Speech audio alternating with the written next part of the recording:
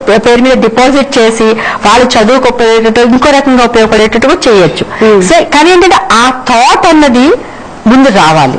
ఎక్కడి నుంచి అంటే మనం పాత వాళ్ళ పద్ధతి మనం మార్చుకోలేం, కానీ అట్లీస్ట్ ప్రెసెంట్ జనరేషన్ ఎవరైతే ఉన్నారో ఇది నా వైపు నుంచి నేను ఎంత కంట్రిబ్యూట్ చేయగలను, యూత్ ఒకసారి వాళ్ళు ఆలోచించగలిగితే వాళ్ళ పేరెంట్స్ ని కన్విన్స్ చేయొచ్చు, ఈజీగా కన్విన్స్ చేయొచ్చు.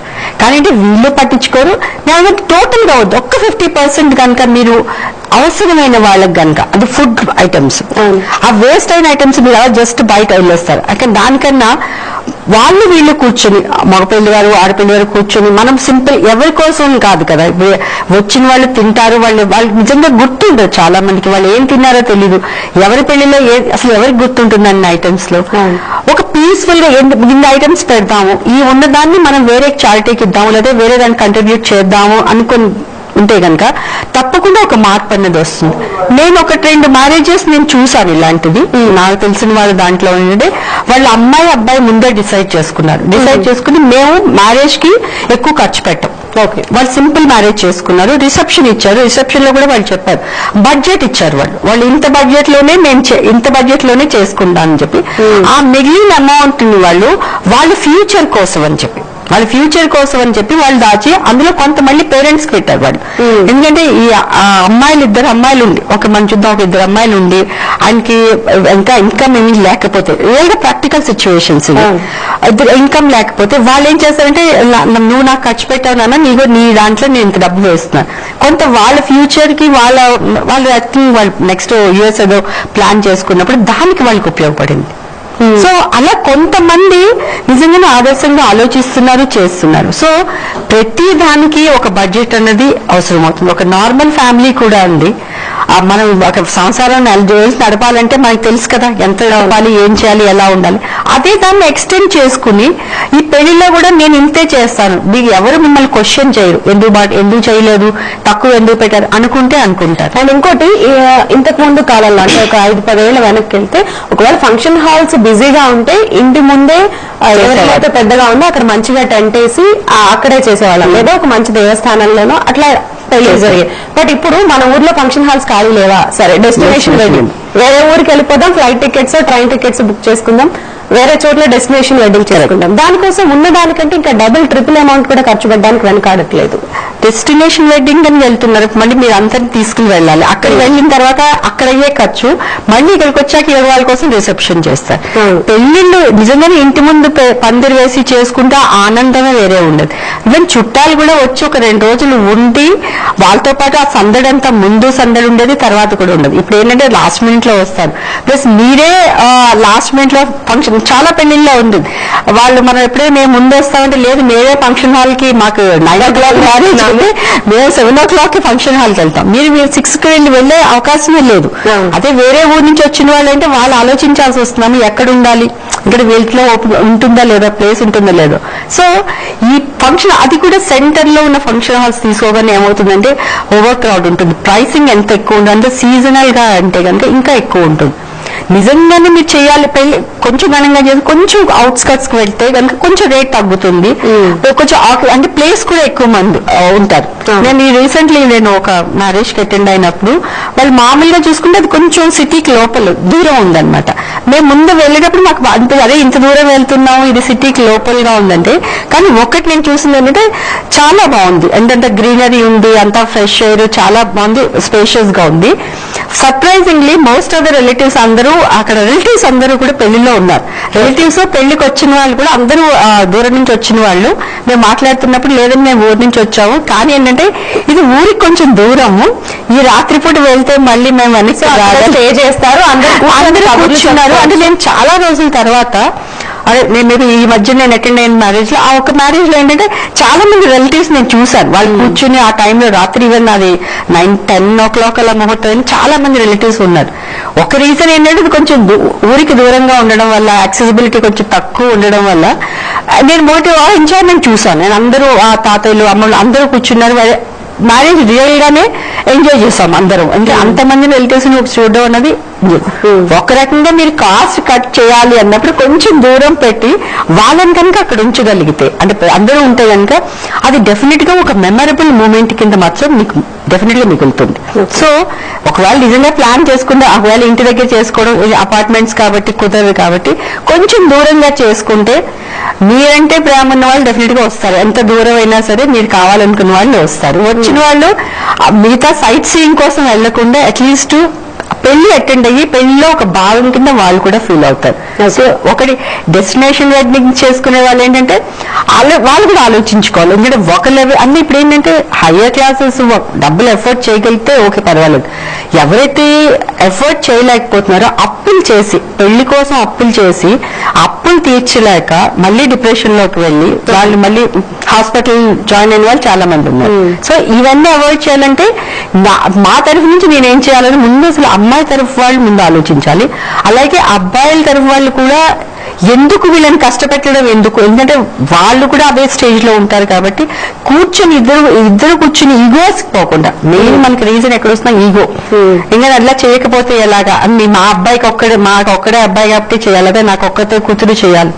మీకు నిజంగా అమ్మాయి తల్లిదండ్రులు ఏముంటుంది అంటే, సరే ఒకతే కూతురు ఒకళ్ళున్నా ఇద్దరున్నా గ్రాండ్ గా పెళ్లి చేయకపోతే రేపు వెళ్లే చోట ఇంకొక తోడుకోడలు వస్తే వాళ్ళు బాగా చేశారు మీరు చేయలేదని ఎక్కడ ఈ అమ్మాయిని సూటిపోటు మాటలు అంటారు అన్న ఇది కూడా పేరెంట్స్ వాళ్ళనే కన్నా నవ్వుడేస్ స్ట్రాటజీ అనేది అమ్మాయిలే ఒప్పుకోవట్లేదండి. నాకు ఎలా తక్కువ చేస్తావు నువ్వు, వాళ్ళకన్నా ఇప్పుడు ఇద్దరు అమ్మాయిలు నాకెందుకు చేయట్లేదు, అదే ఆ చెల్లెలకి చేసిన తర్వాత అన్నయ్య నువ్వు చెల్లెల పెళ్లి ఖర్చు పెట్టావు నా పెళ్లికి ఎందుకు వాడు.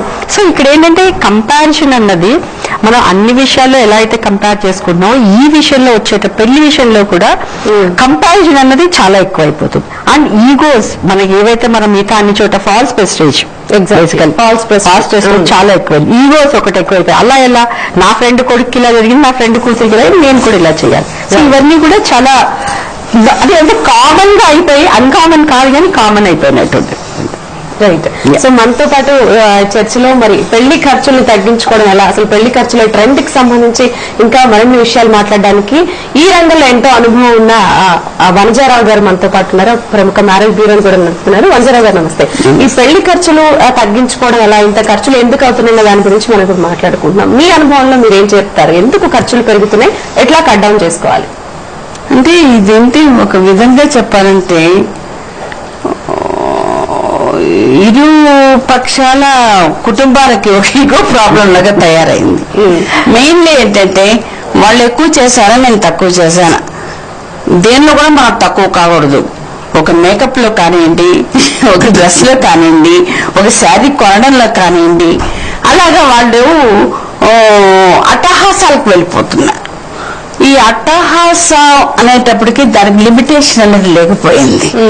ఈ లిమిట్ ఎప్పుడు దాటిపోయారో అప్పుడు ఆఖరికి ఏంటంటే అప్పుల పాలు అవుతున్నారు, చివరికి అబాస్ పాలు అవుతున్నారు. అది రియల్లీ ట్రాజడీ. కానీ దీనిలో మనం ఆలోచించాల్సింది ఏంటంటే మన స్తోమత ఎంత, మన స్టేటస్ ఎంత.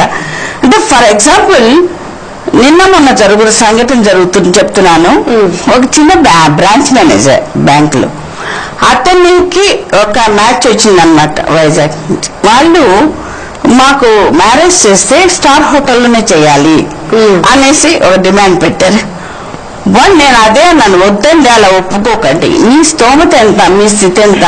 ఆ అట్టహాసాలకు వెళ్ళేటప్పటికి ఆ అమౌంట్ ఏదో మన అమ్మాయికి వేస్తే, మన అమ్మాయికి ఒక ఫిక్స్డ్ లో వేస్తే ఆ అమ్మాయి ఫ్యూచర్ లోకి ఎంతో పనికి వస్తుంది అనేసి చెప్పినా కూడా వీళ్ళు ఏంటంటే ఇంత మంచి మ్యాచ్ మనం ఎందుకు వదులుకోవాలి, ఆ ఫీలింగ్స్ అవన్నీ ఎవరో వాళ్ళు ఎగరేసుకుంటారు కదా అనేసి ఓకే అన్నారు. కానీ వచ్చిన వాళ్ళకి కూడా స్టార్ హోటల్స్ లో పెట్టారంటే అవుతుందా? వాళ్ళ స్థితి ఎంత అది చూసుకోవాలని ఆలోచన లేదు. ఏది ఏమైనా కూడా వాళ్ళకి ఏదో ఇచ్చేస్తామనే కానీ ఈ ఉడుముకి తేనె నాకు ఇస్తే ఇంకా కావాలని ఎట్లా వెళ్తుందో ఎగబాకుతుందో అలా ఉన్నారనమాట. అలాంటప్పుడు కొంచెం ఆలోచించి పరిస్థితి అవగాహన చేసుకుని వాళ్ళు తప్పకుండా స్టెప్ వేస్తే అసలు ఇవన్నీ ఉండవు. అయితే వనజ గారు, మీ సందర్భంలో మీ యొక్క అనుభవంలో ఇలాంటిది ఏదో ఒకటి మీ చూసే ఉంటారు. పెళ్లి అంటే మనం శుభంగా మాట్లాడుకుంటాం, బట్ ప్రతి విషయానికి ప్రోస్ అండ్ కాన్స్ మాట్లాడుకోవాలి. ఇంత ఖర్చు పెట్టి ఒక 10 కోట్లు 20 కోట్లు పెట్టి పెళ్లి చేసిన తర్వాత ఒకవేళ అబ్బాయికి ఏదైనా అవసరం ఉండి కొన్నిసార్లు ఇంత ఖర్చు పెట్టి పెళ్లి చేశారు కదా, నాకు ఇప్పుడు నా బిజినెస్ కి ఒక 10 కోట్లు కావాలి, అంత పెట్టిన వాళ్ళు ఇప్పుడు నాకు 10 కోట్లు ఏరేలా తీసుకురా అన్న వాదన మొదలై అది హెరాస్మెంట్ గా తర్వాత మారి డైవర్స్ కి దారితీస్తున్న సిచ్యువేషన్స్ కూడా మన సొసైటీలో చాలా చూస్తున్నాం. సో అట్లాంటి సందర్భాలు ఎదురు కాకుండా ఉండాలి అంటే ఎట్లా ఇలాంటి ఖర్చులు తగ్గించుకోవాలి, ఫ్యూచర్ కోసం ఎట్లా సేవ్ చేసుకోవాలి? మంచిగా అని చెప్పాను నాన్న. ఇలాంటి సంబంధాలు ఇలాంటి సిచ్యుయేషన్ ఎదురు రాకుండా ఉండాలంటే దానిలో మనం చెప్పాల్సింది, మనం ఉన్నది మనం గుప్పిట్లో దాచుకోకుండా మన ఉన్న పరిస్థితులన్నీ మనం చెప్పేయాలి. ఇది మా పరిస్థితి, ఇది మా స్టేటస్, ఇది మా బిడ్డ, మీకు మా ఫ్యామిలీ బ్యాక్గ్రౌండ్ బాగుంది, అమ్మాయి ఓకే అయిందంటే మీ ఇంటిలో కోడలుగా చేసుకోవచ్చు. అంతేగాని మా వెనకాల ఆస్తిపాస్తులు అనేది చేసుకోకండి. అసలు అమ్మాయిని అన్నేళ్లు పెంచి పెద్ద చేసి ఆఖరికి ఒక ముక్కను తెలియని వాడి చేతిలో పెట్టడం, ఆ అమ్మాయి వాడి చిటికిన వేలు పట్టుకొని అత్తవారింటికి అడుగు పెట్టడం, కొత్త చోటుకి, కొత్త వాతావరణానికి, ఆ వాతావరణంలో అమ్మాయి ఎమడగలుగుతా లేదా అని ఆలోచించాలి. అడ్జస్ట్ అయినప్పుడు వాళ్ళ కాపురం బాగున్నప్పుడు అప్పుడు వాళ్ళకి తోచింది ఇస్తారు. అంతేగాని కష్టపడి సంపాదించిన డబ్బు వాళ్ళ చేతికి ఇస్తడం, ఇంకా వాళ్ళు ఏదో అడిగినవన్నీ ఆ కోరికలన్నీ తీర్చడం అది సబబు కాదు. దీనిలో మనకు కావాల్సింది మనకు సిగ్గుపడకుండా ఏది మన ఏమంటారు చూడండి, వాళ్ళు లేనిపోయి బేసిజాలకు వెళ్లకుండా ఇది మా పరిస్థితి అని ఇంతవరకు మేము చేయగలం, మా స్టేటస్ ఇంత, మా పరిస్థితుల్లో ఇంతవరకు. ఎందుకంటే పెళ్లి అనేది ప్రతి తల్లిదండ్రులు కూడా చాలా గొప్పగా చేద్దామంటారు కానీ కట్టుబట్టంతో పంపించాలని ఎవరు అనుకోరు. దానిలో కూడా పసుపు దంచడం, పెళ్లి కూతుర్ని చేయడం. పసుపు దంచడం ఎందుకు, వాళ్ళు 9 మంది ముత్తైదులు 5 మంది ముత్తైదులు వచ్చినప్పుడు వాళ్ళ బ్లెస్సింగ్స్ కూడా అమ్మాయికి కావాలి.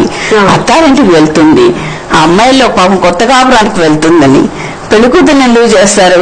అమ్మాయి ఆఖరా ఒక కన్నెపిల్లగా ఇప్పుడు ఆయనతో తిరిగి అచ్చటం ముచ్చట అదే కాబట్టి ఆ వదినలు, ఆడబిడ్డలు, చెల్లెళ్ళు సరదాగా గడుపుకోవడం అవన్నీ ఆ అమ్మాయి ఇచ్చి ఆ మెమరీస్ తీసుకెళ్ళాలి అత్తారింటికి. అట్లాంటివన్నీ చేస్తుంటారు.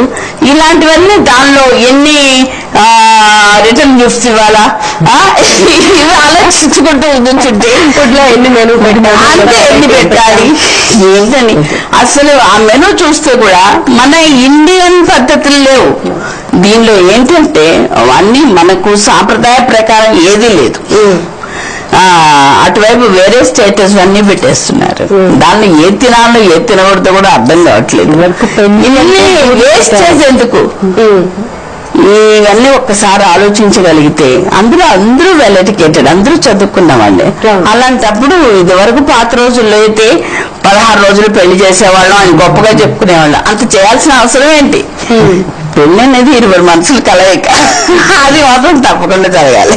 ఓకే, సో ఫైనల్ గా జయ గారు మీరు ఏం చెప్తారు? ఈ కాస్ట్ కట్ డౌన్ చేసుకోవడం ఎలా అనేది సైకలాజికల్ గా ఎలాంటి చేంజ్? ఫస్ట్ ఆఫ్ ఆల్ అంటే ఈ అనవసరంగా మేడం చెప్పినట్టుగా ఈగోస్ వద్దు, ఫాస్ట్ ప్రెస్టేజ్ వద్దు.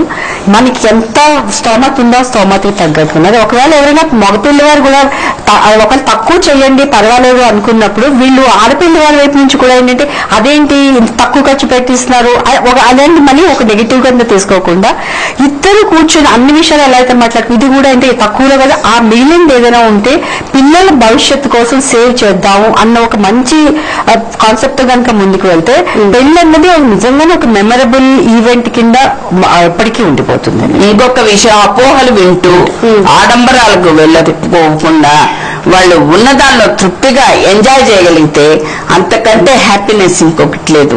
ఎక్కడ బయట అప్పు చేయాల్సిన పని లేదు, ఎవరిని అడిగి తీసుకురావాల్సిన అవసరం లేదు.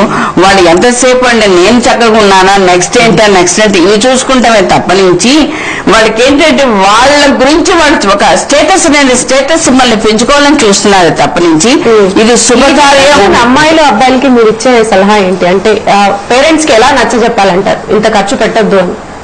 దీనిలో ముఖ్యంగా కావాల్సిన పేరెంట్స్ కూడా కాదమ్మా, ముఖ్యంగా కావాల్సిన అమ్మాయిల అబ్బాయిలకే కావాలి. ఎందుకంటే అబ్బాయిలంటే అంతగా అడగట్లేదు కానీ వాళ్ళ పరిస్థితి కొంచెం అవగాహన చేసుకోగలరు. అమ్మాయిలు అయితే అస్సలు వాళ్ళు వినట్లేదు.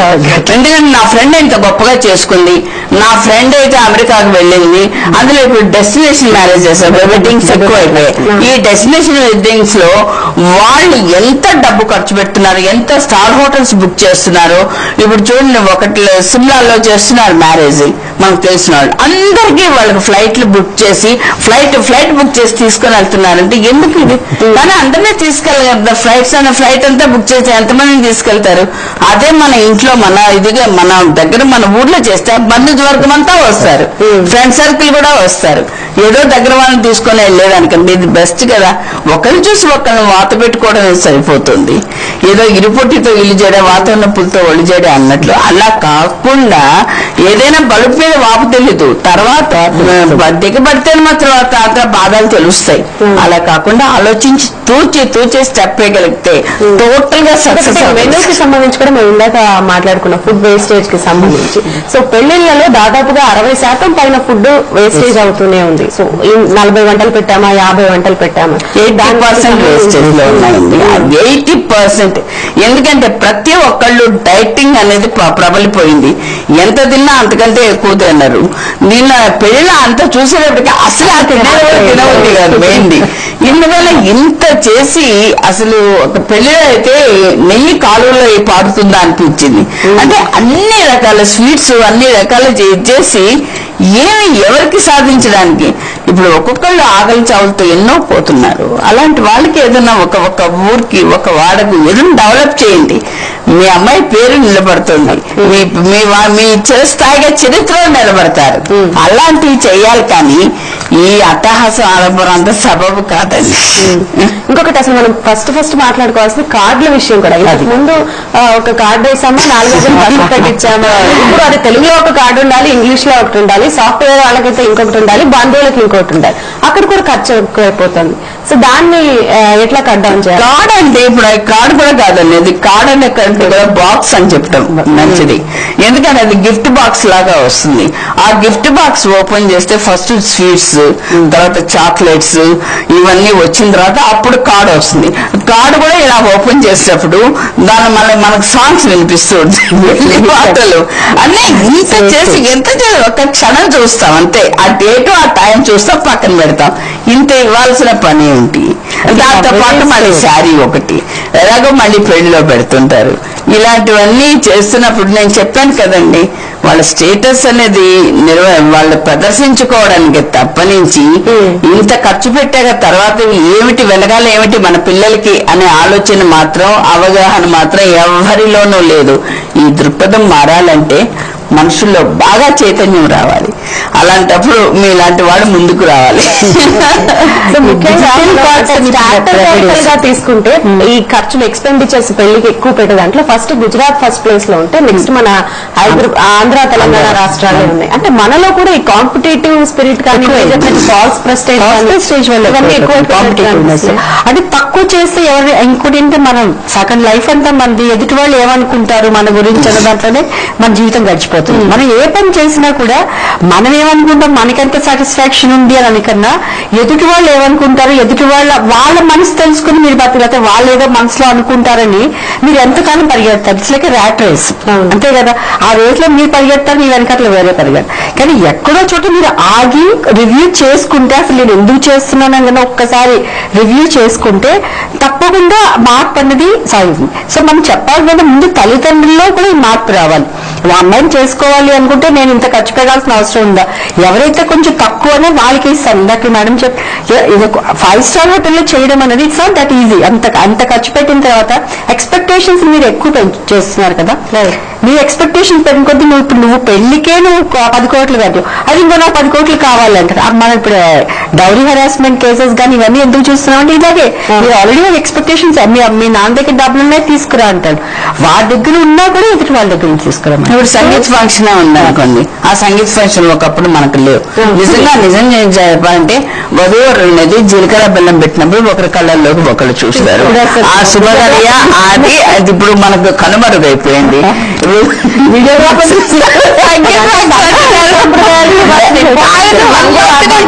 ముగ్గురే గఫర్ వస్తున్నారు, చేస్తున్నారు. ఇంత సంగీత ఫంక్షన్ అన్ని చేసి పెళ్లికి ముందు ఇవన్నీ చేసుకొని డాన్సులేసి గంతులేసి ఇవన్నీ ఎగిరి అయినా మన సాంప్రదాయమా? ఇవన్నీ ఎక్కడి నుంచి వచ్చాయి? ఇవన్నీ మనకు నార్త్ నుంచి వచ్చాయి. ఇవన్నీ బాగా ఇప్పుడు గానా బజానా హంగామా డాన్సులు వేయడం ఇవన్నీ కూడా చేస్తున్నారు. ఇన్ని చేసినా కూడా అక్కడ మనసులు కలుస్తున్నాయా లేదా? ఈ అపోహలు ఏమిటి? ఇవన్నీ ఏమిటి? మనస్పర్ధలు ఏమిటి? ఇది ఎలా చేద్దాము? ఈ పిల్లలకి మనం ఏమన్నా చేద్దాం, వీళ్ళతో మన బిడ్డలకి మనం ఏమాత్రం స్పెండ్ చేస్తున్నాం అనే ఆలోచన లేదు తల్లిదండ్రుల్లో. వాళ్ళ ఫ్రెండ్స్ వాళ్ళని చూసుకోవడం.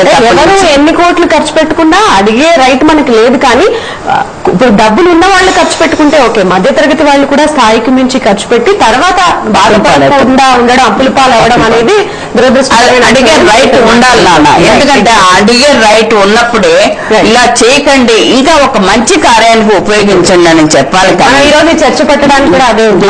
ఖర్చు పెట్టద్దు, దీన్ని మంచి కాజ్ కి ఉపయోగించండి. ఎంతో మంది చదువుకుంటాం జ్ఞానవంతులు ఉన్నారు, వాళ్ళు ఇంకా పై చదువులు చదవలేరు. అలాంటి వాళ్ళకి చదివించండి, ఒక మంచి భవిష్యత్తు ఇవ్వండి. అప్పుడు హ్యాపీగా ఉంటుంది మన మనసులు కూడా. వనజ గారు, జయ గారు, థ్యాంక్ యూ సో మచ్ అండి ఈరోజు చర్చలో పాల్గొన్నందుకు. పెళ్లి అనేది ఒక మధుర అనుభవం, అనుభూతిగా మిగిలిపోవాలి. ఆత్మీయతలు అనుబంధాలకే పెద్ద పీట వేయండి కానీ హంగు ఆర్భాటాల కోసం పెళ్లి వేడుక నిర్వహించి తర్వాత జీవితంలో అప్పుల పాలయ్యి అనవసరమైన ఖర్చులకి పోకండి అనేది ఈ రోజు ఈ చర్చ ద్వారా మేము మీకు తెలియజేయాలనుకున్నాం సార్. ఇది ఇవాళ ప్రత్యేక కార్యక్రమం. మరో కార్యక్రమం మళ్ళీ కలుద్దాం. నమస్తే.